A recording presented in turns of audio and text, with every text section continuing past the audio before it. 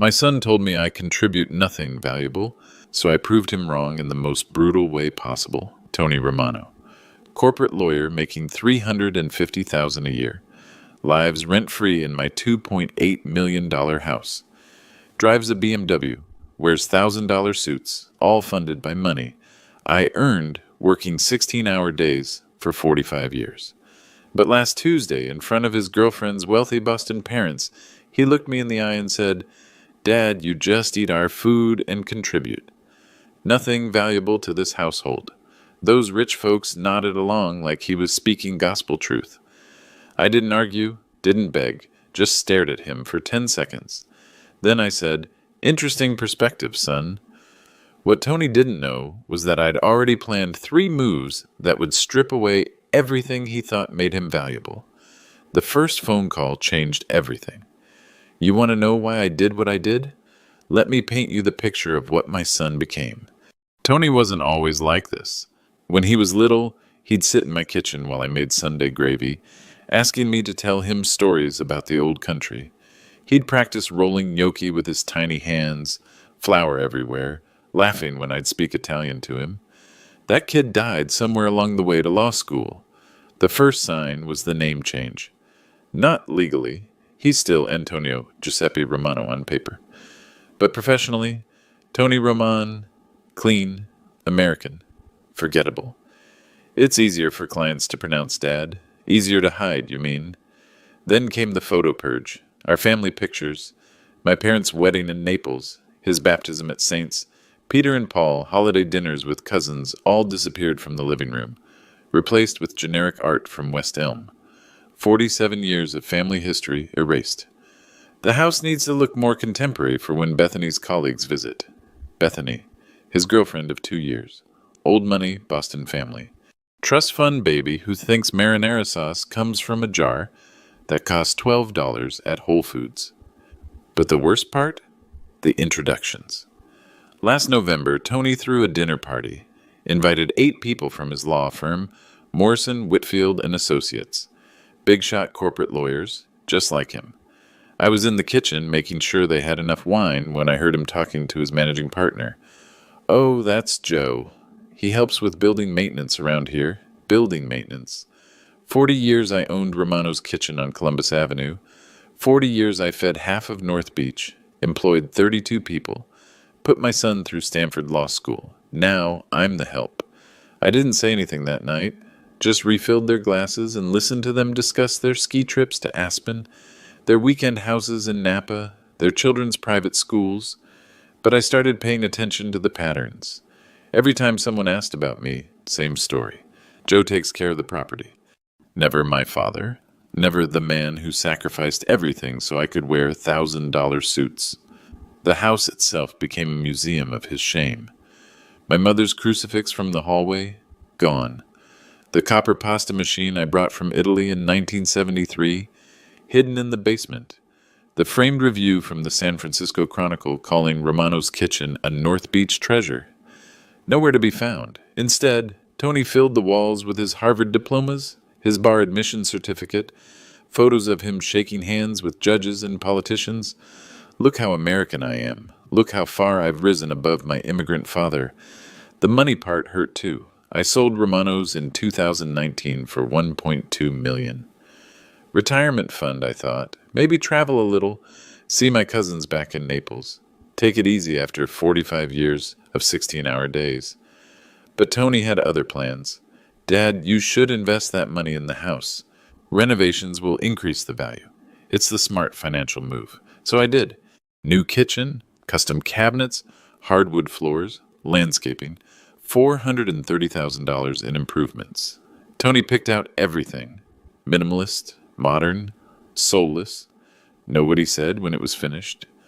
"Finally looks like a place I can bring clients to." Not "thank you, Dad." Not "I appreciate you investing your life savings in our home."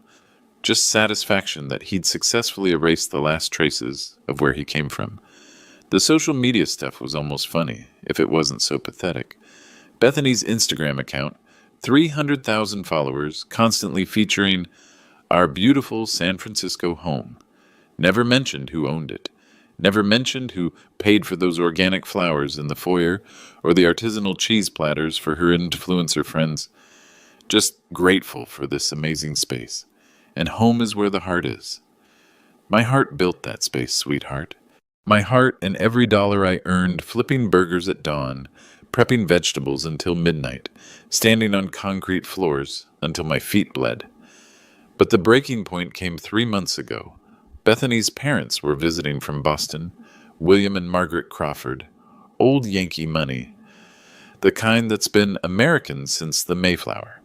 I was excited. Finally, a chance to show them real Italian hospitality. I spent 6 hours making traditional Sunday gravy San Marzano tomatoes, imported from Naples, fresh basil from my garden, sausage from Molinari's. $400 worth of ingredients, prepared with 49 years of experience. I'd made enough for 8 people, figured we'd have a real family dinner, share stories, get to know each other, maybe show them the photo albums from the old days. Instead, Tony met me at the kitchen door. Dad, we're ordering from Atelier Cren tonight. This is an important dinner for my relationship with Bethany's family.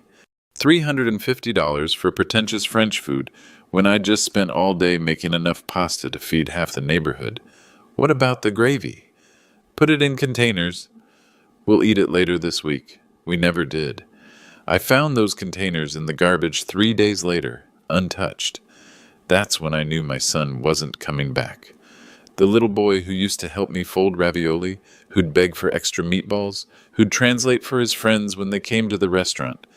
That boy was gone. In his place stood a stranger wearing my son's face, living in my house, ashamed of everything that made him possible. But I wasn't done learning just how deep his contempt ran. The worst was yet to come. March 15th, 2024. The night everything changed forever. Bethany's parents were in town for their second visit. This time, Tony didn't even pretend to want my help with dinner. They had reservations at Le Bernardin, $420 per person, not including wine. I wasn't invited. Dad, this is really more of a business dinner. William has connections at some major corporations that could benefit my practice. Business dinner at 9 p.m. on a Friday night with your girlfriend's parents. I understand, son. I'll make myself something simple. Actually, there's leftover Chinese food in the fridge from yesterday. You can just heat that up.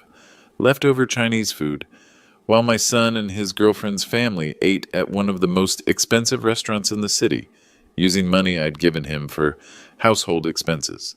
But around 10:30, they came back to the house. I heard the front door open, heard Bethany's mother's voice echoing through the hallway. Oh my goodness, Tony, this place is even more beautiful at night with all the lighting. I was in the kitchen cleaning up from my simple dinner of reheated lo mein when they walked in. Tony first, then Bethany, then her parents. William Crawford, tall and thin with silver hair, wearing a blazer that probably cost more than most people's monthly salary. Margaret Crawford, perfectly styled, carrying a handbag I recognized from Bethany's Instagram Hermes, around $12,000. They were all laughing about something from dinner, some story about their yacht club back in Boston. I tried to slip out quietly, give them their space, but Margaret noticed me. Oh, hello there. You must be Joe. At least you remembered my name from their last visit. Good evening, Mrs. Crawford. I hope you enjoyed your dinner. It was divine. Tony has such excellent taste in restaurants. Tony jumped in quickly. Dad was just finishing up in the kitchen. He was about to head upstairs. But William Crawford was looking around the space, admiring the custom cabinets I'd paid for, the Italian marble countertops, the professional-grade appliances. This is really quite impressive, Tony. The renovation work is top-notch. Must have cost a fortune. Here it comes, I thought. Here's where Tony acknowledges that I paid for all of this. Here's where he shows a little pride in his old man's generosity. Instead, he said, Yeah, we invested heavily in the space. Really transformed it from what it used to be. We invested. Margaret was opening the refrigerator, looking for sparkling water. She found the containers of leftover pasta I'd made earlier in the week. The good stuff, homemade pappardelle with bolognese that takes 8 hours to make properly. Oh my, someone's been cooking. This looks delicious. Before Tony could stop me, I said, I made that on Tuesday. Traditional recipe from my mother's family in Naples. Would you like to try some? I could heat it up. The look Tony gave me could have frozen the San Francisco Bay. Dad, they just finished eating at Le Bernardin. I'm sure they're quite full, but Margaret seemed genuinely interested. Actually, I'd love to try a small portion. I've been trying to learn more about authentic Italian cooking. I started moving toward the stove, excited to share something real with these people. Something that came from my heart instead of a restaurant check. Dad, Tony's voice was sharp, final. They don't need you to cook for them. You've done enough, done enough. Like feeding people was a burden, like hospitality was an inconvenience. But I stopped, turned around, faced my son and his girlfriend's parents in the kitchen I'd paid to renovate, surrounded by the appliances I'd bought, standing on the floors I'd installed. That's when William Crawford asked the question that destroyed everything. So, Joe, what's your role here exactly? Are you Tony's business partner, or? The pause stretched forever. This was Tony's moment. His chance to say, that's my father. His chance to show an ounce of respect for the man who'd made his entire life possible. Instead, Tony looked his future father-in-law in the eye and said, Joe lives here, but honestly, he just eats our food and doesn't contribute anything valuable to the household. The silence that followed was deafening. Margaret Crawford's face went pale. William cleared his throat uncomfortably. Bethany stared at the floor. And me? I stood there for exactly 10 seconds, processing what I'd just heard. My son, the boy I'd worked myself to the bone for, the child I'd sacrificed my health, my social life, my relationship with my extended family for, the kid I'd put through the most expensive schools in California. He'd just told his girlfriend's parents that I was a worthless mouth to feed. In my own kitchen, in my own house, using furniture I'd bought, eating food I'd paid for, surrounded by luxuries my 45 years of restaurant work had provided. Finally, I spoke. Interesting perspective, son. My voice was calm, steady. But something had shifted in that room, and everyone felt it. Tony tried to backtrack. Dad, I didn't mean... No. You meant exactly what you said. I looked at William and Margaret Crawford. These people my son was so desperate to impress. Enjoy your evening, folks. I have some phone calls to make. I walked upstairs to my bedroom, closed the door, and sat down at my desk. Then I opened my laptop and started making the 3 most important phone calls of my life. To Naples, to my lawyer, and to my real estate agent. By morning, my ungrateful son's world would start falling apart. Saturday morning, March 16th, 6 a.m. sharp. I was already dressed and sitting at my kitchen table when Tony stumbled downstairs, still in his pajamas, looking for coffee. Bethany and her parents had left the night before, cut their visit short after that dinner conversation. Funny how quickly people flee when they witness real family dysfunction. Dad, about last night? Coffee's fresh, I said, not looking up from my newspaper. Made it 20 minutes ago. He poured himself a cup, added his organic oat milk that costs $8 a half gallon. Sat down across from me like we were going to have some heart-to-heart conversation. I think we should talk about what happened. Nothing happened, son. You told the truth. I respect honesty. That threw him off. He was expecting an argument, tears maybe, some kind of emotional scene he could dismiss as Dad being dramatic. Instead, I folded my newspaper, finished my coffee, and stood up. I have some errands to run today. Don't wait up for dinner. My first stop was Heritage Bank on Montgomery Street. Account manager named Patricia Williams. Been handling my money for 12 years. Professional woman, always treated me with respect. Remembered details about my family. Mr. Romano, good to see you. How can I help you today? I need to understand exactly what my house is worth, Patricia. Current market value. She pulled up the records on her computer. $2.8 million, just like I thought. Property values in North Beach had exploded since I bought the place in 1985 for $89,000. Are you considering selling? Considering, yes. If I did sell, how quickly could it close? In this market? Cash offer, no contingencies? 30 days, maybe less. I nodded, made a mental note. Next stop, immigration law offices of Chen and Associates on Bush Street. I'd done my research online, found the best firm in the city for family reunification cases. Attorney named David Chen, 40-something, sharp dresser, came from immigrant family himself. Understood the situation immediately when I explained what I needed. You want to sponsor 4 family members from Italy. Cousins, you said? Marco, Sofia, Giuseppe Jr., and Lucia Romano. Ages 19 to 28. All unmarried, no criminal records, college educated, or in college. I have their documentation. And I'd spent 3 hours on the phone with my cousin Salvatore in Naples the night before, getting all the details, making sure everyone was willing to make the move. Mr. Romano, this is going to be expensive. Filing fees, legal costs, travel expenses, settlement funds. We're looking at roughly $85,000 per family member, $340,000 total, minimum. Money's not the problem. And you understand the commitment? You're financially responsible for them for several years. Housing, health insurance, job assistance, if needed. I understand completely. Third stop, Coldwell Banker on Union Street. Real estate agent named Jennifer Martinez, high-energy woman in her 40s, knew the North Beach market inside and out. Mr. Romano, I haven't seen you since you sold the restaurant. How's retirement treating you? It's been educational, Jennifer. I need to discuss selling my house. Her eyes lit up. She knew the property, knew what it was worth. That's a beautiful home. Prime location, recent renovations. Are you looking to downsize? Something like that. I need this done quickly and quietly. Cash buyers only. No inspections, no financing contingencies, 30-day close, maximum. I can have buyers lined up by Monday. Market's still crazy hot for properties in that price range. Perfect. One more thing I don't want my son to know until the papers are signed. Jennifer raised an eyebrow but didn't ask questions. Understood. We'll handle everything through my office. Final stop, Wells Fargo, different branch from my usual one. Opened a new account, separate from anything Tony might have access to. Transferred $500,000 as a starter fund. By 4 p.m., I was back home. Tony was in the living room, watching college basketball, feet up on the coffee table like he owned the place. How were your errands, Dad? Productive.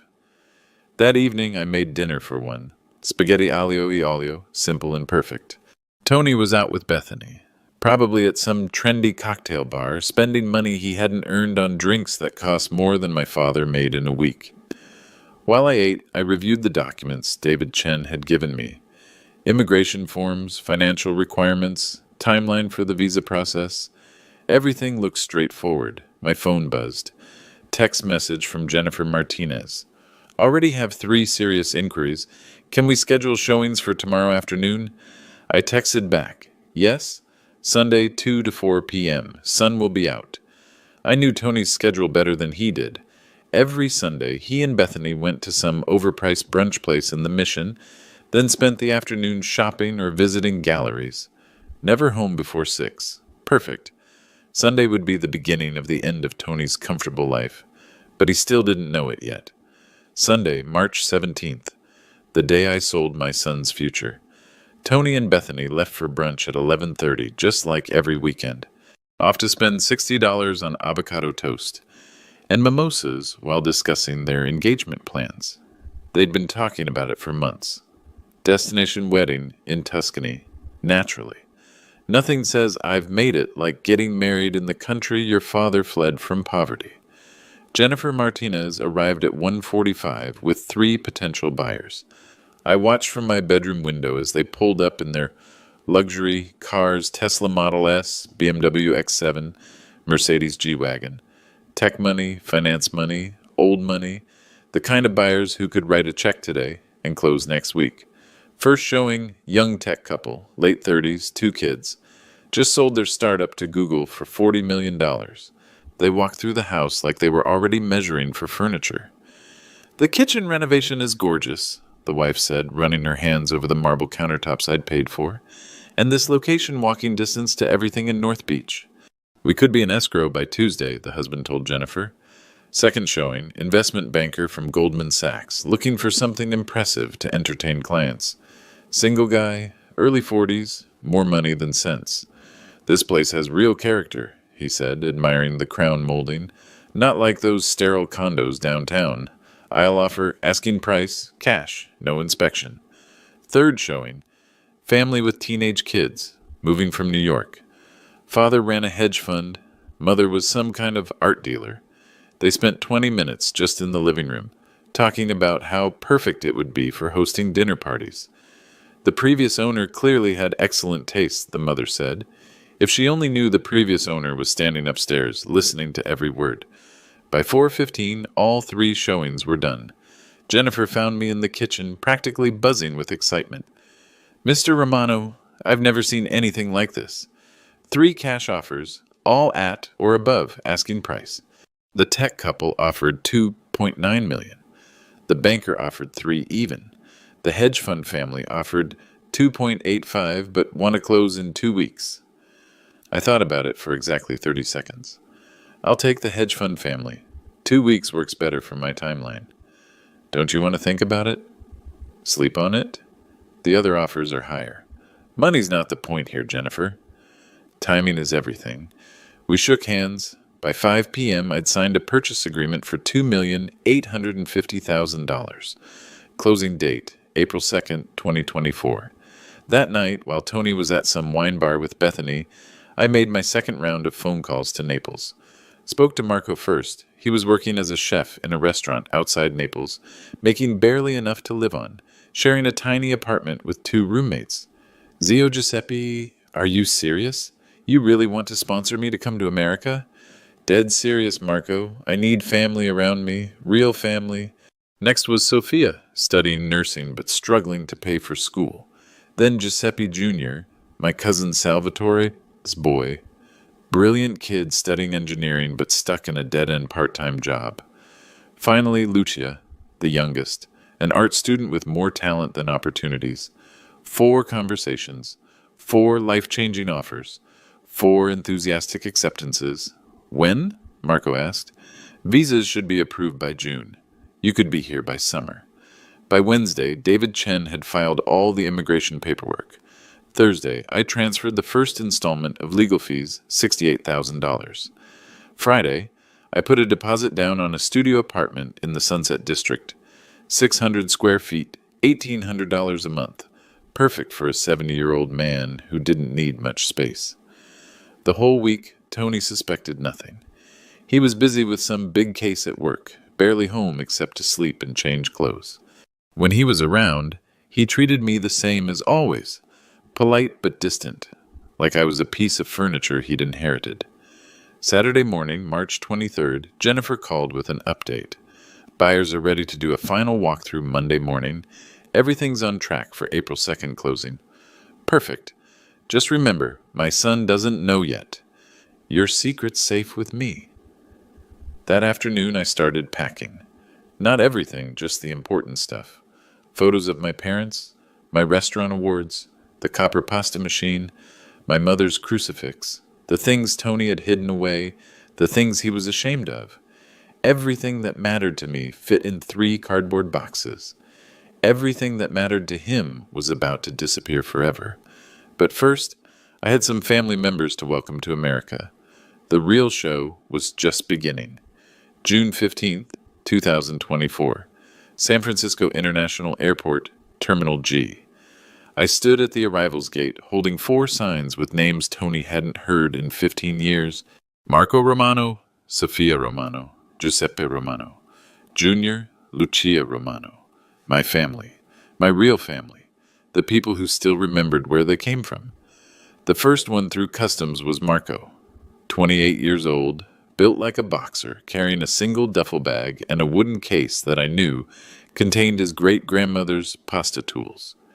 He spotted me immediately. We had the same nose, same stubborn jawline. Zio Giuseppe! He dropped his bag and wrapped me in a hug that nearly cracked my ribs. Real emotion, real gratitude. When was the last time my own son had hugged me like that? Marco, welcome to America. I still can't believe this is happening. 3 months ago, I was washing dishes in Napoli for €8 an hour. Now you're going to show San Francisco what real Italian cooking looks like. Sophia came next, 24 years old, carrying medical textbooks and a rosary that belonged to our grandmother. She cried when she saw me, actual tears of joy. Zio, I've been studying English for 6 months, but I'm still nervous about my accent. Your accent is beautiful. Don't let anyone tell you different. Giuseppe Jr., everyone called him Pepe was third. 22 years old, engineering degree from University of Naples, spoke perfect English with a slight British accent from watching too many BBC documentaries. Uncle Joe, I brought something for you. He opened his carry-on and pulled out a framed photo, my father as a young man, standing outside the original Romano family restaurant in Naples, 1952. I'd never seen this picture before. Nonno Salvatore had it in his attic. Thought you should have it. My hands were shaking as I took the frame. My father, dead 23 years now, looking exactly like Tony did at that age. The resemblance was startling. Lucia was last, 19 years old, art student, carrying a portfolio case covered in stickers from every museum in Italy. She was shy but determined, spoke careful English with that beautiful, rolling accent I'd grown up hearing. Uncle Giuseppe, thank you for this chance. I promise I won't waste it. Sweetheart, your family. Family doesn't waste opportunities, they create them. The drive back to the city was chaos in the best possible way. 4 young people speaking rapid Italian, pointing at everything, asking a million questions about San Francisco, about opportunities, about their new life. Marco wanted to know about the restaurant scene. Sophia asked about nursing schools. Pepe was fascinated by the tech industry. Lucia kept taking photos of the Golden Gate Bridge. Everything Tony had rejected, they embraced. I'd rented a temporary house in the Richmond District 3, bedrooms, 2 bathrooms, modest but comfortable. Nothing fancy, but it was theirs. The first permanent address any of them had ever had in America. When we walked in, Sophia immediately went to the kitchen and started making coffee, real Italian coffee, not the watered-down American version Tony preferred. Uncle Joe, Marco said, looking around the simple living room, this is more than enough. You've given us everything. That night, we had dinner together at my little kitchen table. I'd cooked nothing fancy, just spaghetti carbonara, the way my mother taught me. But they ate like it was a feast, talking and laughing, sharing stories about the family back home. Lucia showed me her artwork sketches of Italian street scenes, portraits of our relatives, beautiful drawings that captured something real about our heritage. I want to paint American scenes too, she said, but Italian style, you know? Show people that we bring beauty with us, not just take it. Pepe pulled out his laptop and showed me the business plan he'd written during the flight, a consulting company for Italian businesses wanting to expand to America. I can help them avoid the mistakes, understand the culture, be a bridge between the old country and the new one. Sophia had already researched nursing programs at UCSF and SF State. I want to work in elderly care, take care of people like you, Uncle Joe, people who built something and deserve respect. Marco was the most ambitious. I want to open a restaurant. Not fine dining real food, the kind Nonna used to make. Food with soul. What would you call it? I asked. He smiled. Romano's, like you did. Carry on the name with pride. That's when I realized what I'd really done. I hadn't just brought 4 young people to America. I'd brought the Romano legacy back to life. Everything Tony had tried to erase, they wanted to celebrate. Everything he was ashamed of, they wore like a badge of honor. The next morning, I started the process of selling Tony's house. Because there was something he didn't know yet, something that would destroy his carefully constructed world completely. My new family was about to meet my old one, and only one of them was going to survive the encounter. August 3rd, 2024. The day Tony's world collapsed in front of 40 witnesses. Tony had been planning this engagement party for 3 months. Bethany's parents were flying in from Boston. His law partners were coming. The guest list read like a who's who of San Francisco society judges, politicians, tech executives, old money families.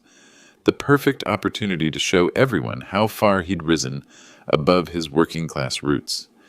He'd hired caterers from Atelier Crenn, the same restaurant where he'd taken Bethany's parents that night in March.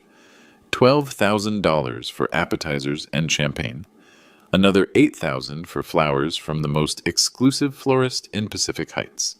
This is going to be the event of the season, Bethany told her Instagram followers. Can't wait to celebrate our love in our beautiful home. Our home. Still calling it that, even though she'd never paid a dime toward the mortgage. I stayed out of their way during the setup. Watched from my bedroom window as workers transformed my backyard into some kind of garden party fantasy. White tents, string lights, rented furniture that cost more per day than most people's weekly salary. Tony was in full control freak mode, directing every detail, making sure everything looked perfect for his big social debut as an engaged man. The bar goes there, not there. I want everyone to have a clear view of the garden when they walk in. Are you sure about these flowers? They need to photograph well for social media. Did someone move that table? Everything needs to be symmetrical. By 6 p.m., the first guests started arriving. I recognized most of them people who'd been to the house before, people who thought I was the hired help. William and Margaret Crawford pulled up in their rental Bentley, dressed like they were attending a state dinner.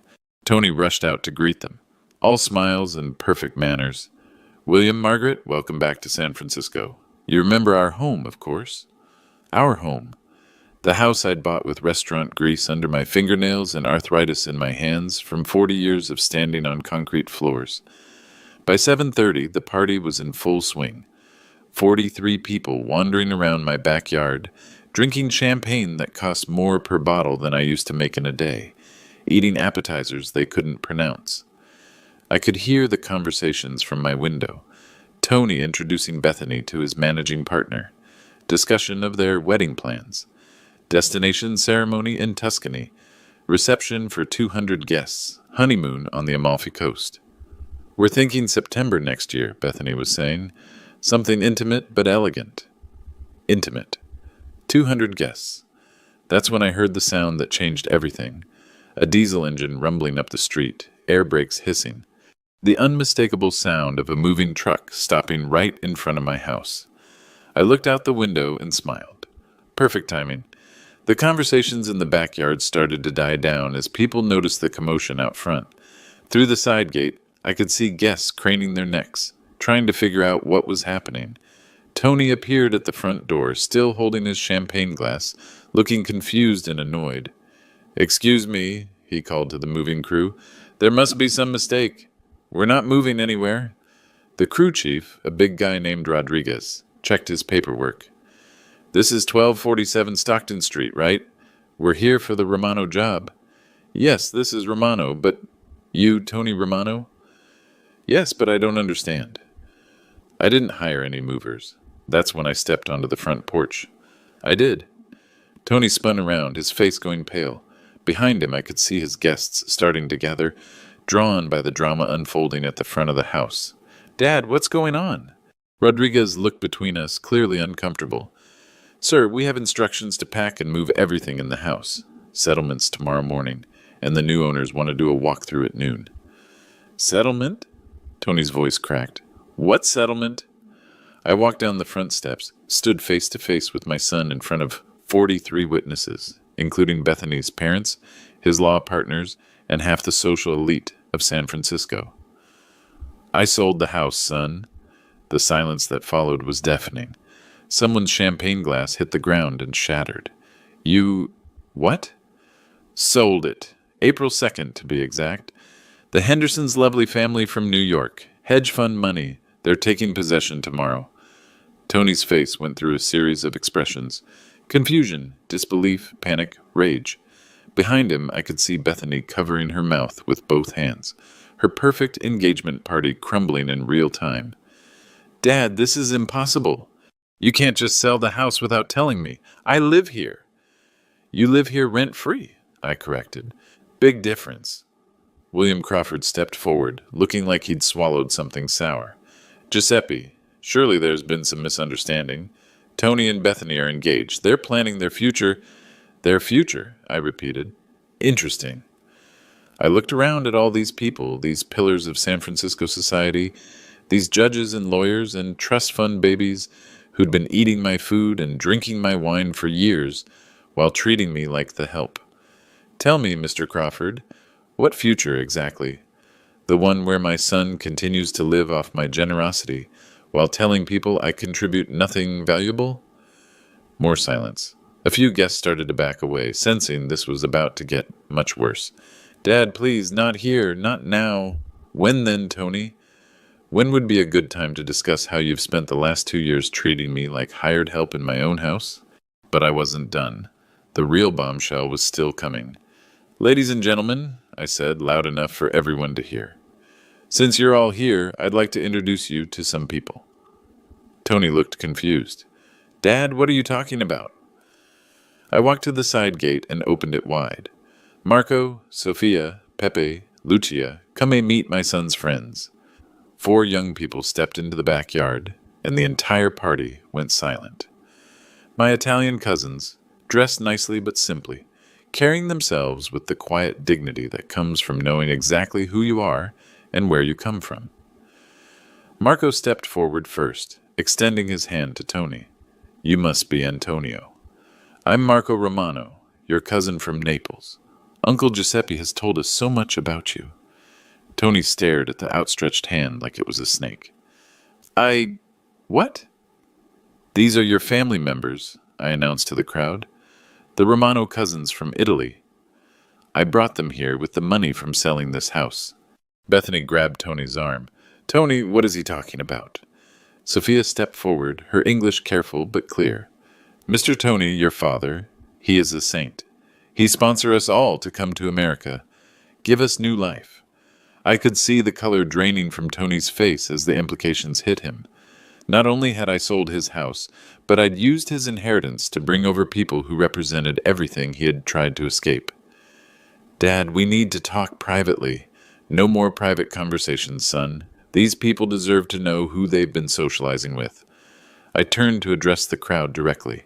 43 people, including his boss, his girlfriend's parents, and half the legal establishment of San Francisco. You see, my son here has spent the last few years telling people I contribute nothing valuable, that I just eat his food and take up space. Interesting perspective from someone who's never paid rent, never contributed to groceries, never even said thank you. Margaret Crawford whispered something urgent to her husband. Several of Tony's law partners exchanged uncomfortable glances. But here's what Tony forgot to mention during his little character assassination. This house? I bought it in 1985 for $89,000. Every mortgage payment for 39 years came from my restaurant earnings. Every renovation, every improvement, every stick of furniture, my money. Pepe pulled out his phone, showing pictures. Uncle Giuseppe, he worked so hard, 16 hours every day for 40 years. We see the photos of his restaurant, all the awards, all the people he feed. That's right, I continued. Romano's Kitchen on Columbus Avenue. 45 years feeding the city. 32 employees. James Beard Award nomination in 2003. But Tony here was embarrassed by all that. Changed his professional name to Tony Roman, hid the family photos, told people I was building maintenance. A murmur went through the crowd. Some of these people probably remembered Romano's Kitchen, probably ate there back in the day. So when he looked me in the eye 5 months ago and said I contribute nothing valuable, I decided to show him what valuable really means. Lucia stepped forward, carrying her portfolio case. Uncle Giuseppe, he bring us here, give us everything. American dream, just like that. We will never forget. $2,850,000, I announced. That's what the house sold for. Every penny went to bringing my real family to America. Legal fees, immigration costs, travel expenses, settlement funds, housing, education, business, startup money. Tony finally found his voice. Dad, you can't be serious. That was my inheritance. My future. Your future? I laughed. Son, you threw away your future the moment you decided to be ashamed of the man who gave you everything. William Crawford stepped forward, his face red. Giuseppe, this is highly irregular. Tony had reasonable expectations regarding the family home. Mr. Crawford, Marco interrupted. With respect, Antonio, he had no expectations. Uncle Giuseppe, he owed nothing to anyone who treat him with disrespect. This is insane, Bethany said, her voice shaking. Tony, tell them this is some kind of misunderstanding. But Tony couldn't speak. He was staring at his cousins. These people who looked like him, sounded like the grandmother he'd barely remember, represented everything he'd spent years running from. Actually, Sophia said, pulling out some papers, we have something to show everyone. She handed me a folder. Inside were photographs from the Romano family restaurant in Naples, going back 4 generations. Pictures of Tony's great-grandfather, grandfather, relatives he'd never bothered to learn about. This is our family history, I said, holding up the photos.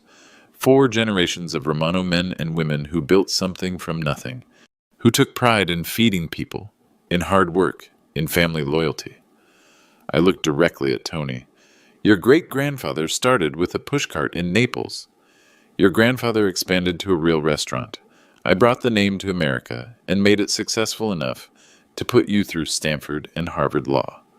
And now, Marco added, we continue the tradition. I'm opening a new Romano's restaurant in North Beach. Sophia is starting nursing school. Pepe has a consulting business. Lucia is enrolled at the Art Institute. All of them grateful, I said. All of them proud of where they come from. All of them willing to work hard and honor the family name instead of hiding from it. The party guests were starting to leave now, sensing this family drama was far from over. Tony's managing partner shook his head and walked away without saying goodbye.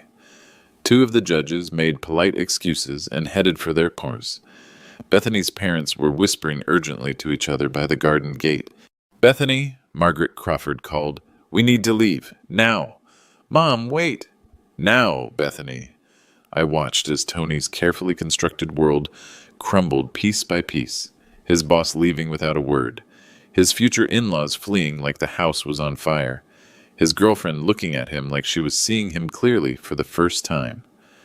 Tony, Bethany said quietly, we need to talk. She pulled off her engagement ring, $47,000, according to the insurance papers I'd seen, and placed it on the patio table. I can't do this. I can't marry someone who would treat their own father this way. And just like that, she was gone too. Tony stood alone in his expensive suit, surrounded by the ruins of his engagement party, facing 4 Italian cousins who embodied everything he'd tried to escape. Congratulations, son, I said. You got exactly what you wanted. Freedom from your embarrassing immigrant family. Now you're free from everything else too. The moving truck finished loading at 11:30 that night. Tony stood in the empty living room, staring at the walls where our family photos used to hang before he took them down.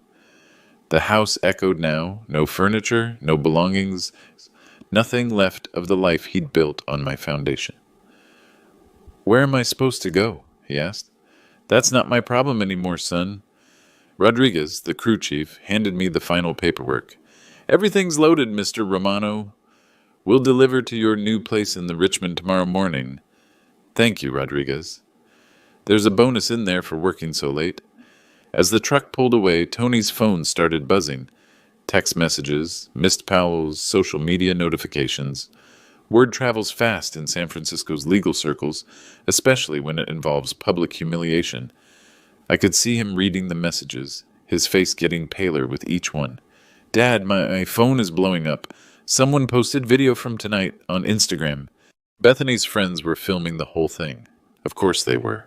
Rich kids document everything, especially drama. How many views? He checked. 47,000 and climbing. Someone tagged it hashtag engagement party meltdown and hashtag Italian justice. The irony was perfect. Tony had spent years crafting his image on social media, carefully curating his success story. Now the internet was destroying that image in real time. My cousins had gone back to their temporary housing in the Richmond, but not before each of them shook Tony's hand goodbye.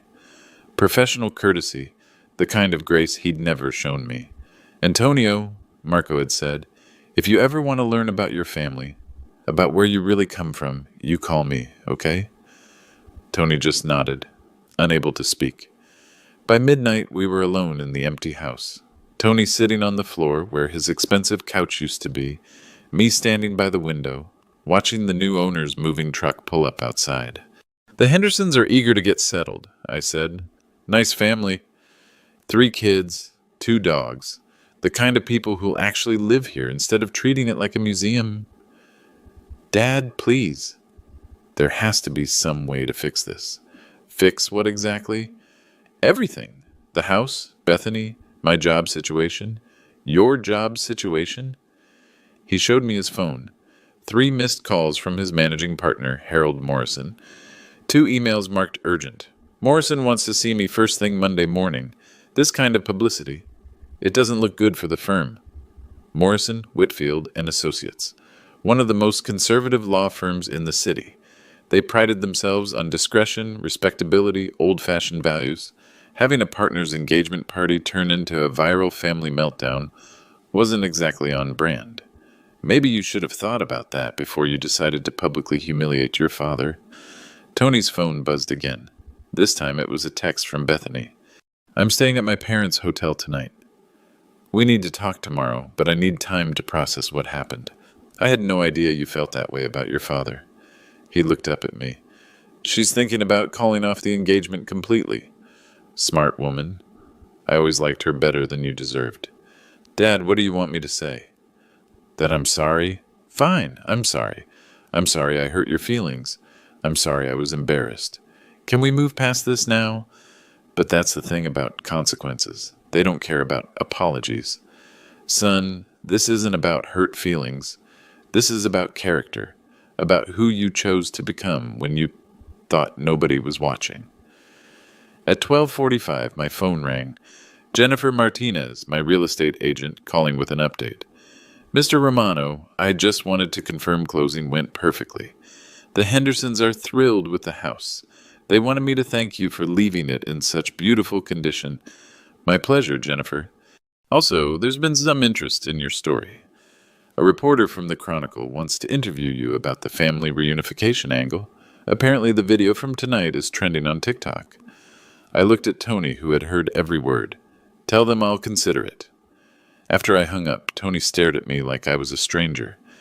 "You're enjoying this?" "I'm finding it educational." "Educational how?" "Watching you discover what happens when you burn bridges. Turns out you need them to get back where you came from." By Sunday morning, the story had exploded beyond social media. The Chronicle ran a piece titled, "Italian Immigrant Sells Home to Reunite Family After Son's Betrayal." The San Francisco Business Journal covered the legal implications. Food and Wine wrote about the return of authentic Italian cuisine to North Beach. Tony's phone wouldn't stop ringing. Reporters, gossip bloggers, even a producer from some reality TV show about family drama. But the call that changed everything came at 2 p.m. Harold Morrison, senior partner at Tony's firm. "Tony, we need to talk. My office, Monday, 8 a.m. sharp." After he hung up, Tony looked at me with something I'd never seen before in his eyes. Genuine fear. "I think I'm about to lose my job." "Probably." "Dad, I'm 33 years old. I've got law school loans, credit card debt, a car payment. Without this job." "You'll figure it out. Smart guy like you, Stanford education, all those connections you've been building." But we both knew the truth. In a city like San Francisco, reputation was everything. And his reputation was currently getting destroyed in real time by thousands of strangers who'd watched him disrespect his immigrant father. "There has to be something I can do." "There is." He looked up, hopeful. "You can learn." 6 months later, December 2024. I'm sitting in Marco's new restaurant, Romano's Kitchen 2, watching my nephew teach a cooking class to 12 eager students. Same copper pasta machine I brought from Italy in 1973. Same family recipes, same pride in the craft, but everything else is different now. The restaurant is packed every night. Sophia graduated from her nursing program with honors, now works at UCSF taking care of elderly patients who remind her of me.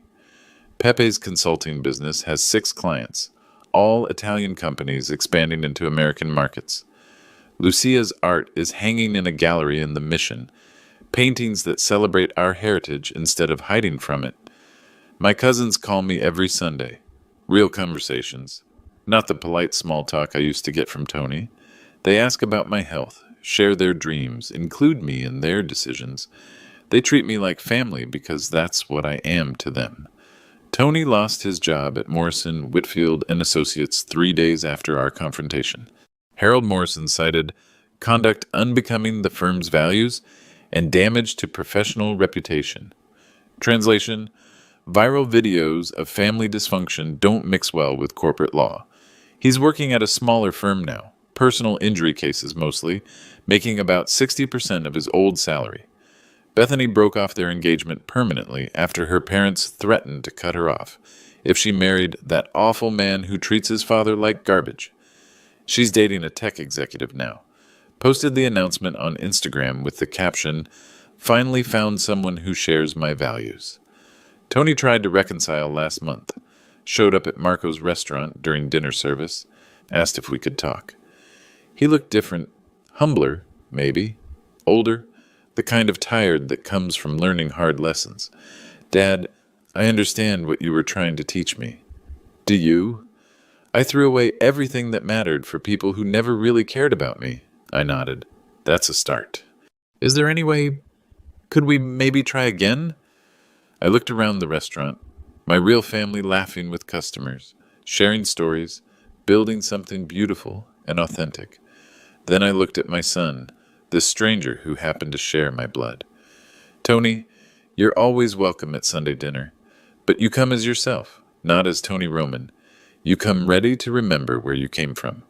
And if I can't do that, then you stay lost." He left without ordering anything. I haven't seen him since. But Marco saved him a seat anyway, just in case. Family isn't blood. Family is who shows up.